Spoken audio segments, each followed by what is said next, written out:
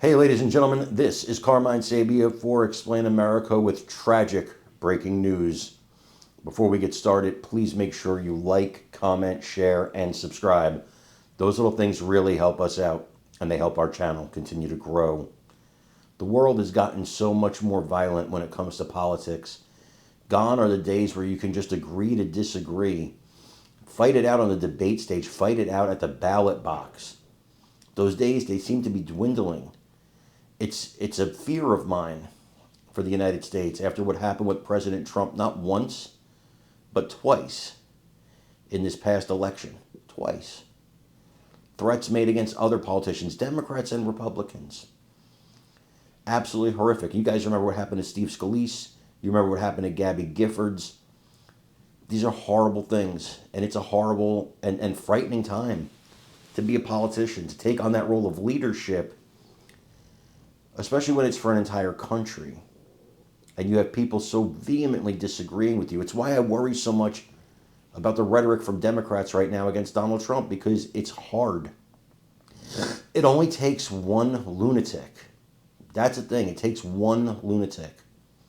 Well, that's what happened in Colombia. Months ago, one of their leading presidential candidates was shot, struck by a madman's bullet. Yesterday, he succumbed to his injuries and passed on. I want you guys to watch this. Think about it. And let me know what you think in the comments.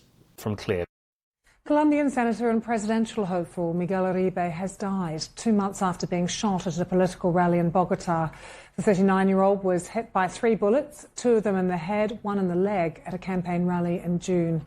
7 people are under arrest for the shooting, including the suspected gunman, a 15-year-old boy.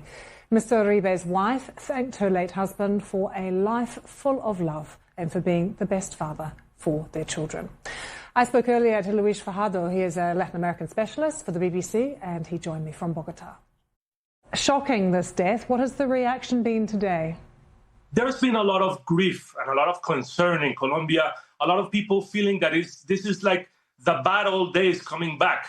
A lot of people remember 30 years ago when so many presidential candidates were being shot down because of the Colombian political violence and with fighting with the drug cartels. But a lot of people thought it was behind Colombia. Now this has come as a very rude shock. And of course, a lot of people are trying to understand what impact this is going to have in the presidential election, which is less than a year from now. And is there an investigation into his death? Any update on what they've concluded? Yes, of course, the material shooter was found and arrested, but he's a 15-year-old. Of course, the big question is who was behind it. There have been indications by the government that they think that there's some suspicion around leftist guerrilla groups, specifically one called the Segunda Marquetalia, a Marxist group that operates in regions of the Colombian hinterland. But there is no concrete evidence right now to give a definite answer on that. And of course, everyone in Colombia is waiting for that. Tell us a bit more about Miguel Uribe, from this massive political family, very successful politician from such a young age.